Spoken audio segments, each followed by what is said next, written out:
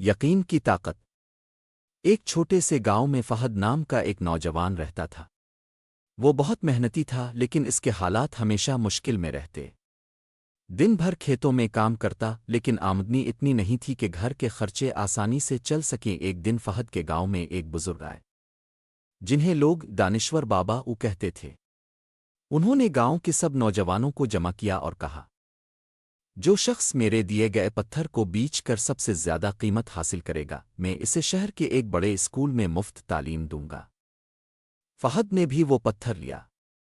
کچھ نوجوانوں نے اسے مذاق میں آڑا لیکن فہد نے ہمت نہ ہاری۔ وہ شہر گیا، پتھر کی خوب صفائی کی اور ایک جواہرات کے دکان پر جا پہنچا۔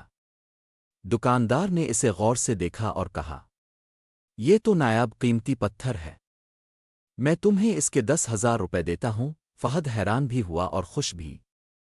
جب وہ گاؤں واپس آیا اور رقم بزرگ کو دی تو وہ مسکرائے اور بولے، یہ صرف ایک امتحان تھا، تم نے یقین، محنت اور سچائی کے ساتھ قدم اٹھایا اسی لیے کامیاب ہوئے۔ یہی اصول زندگی کے ہر میدان میں تمہیں کامیابی دیں گے۔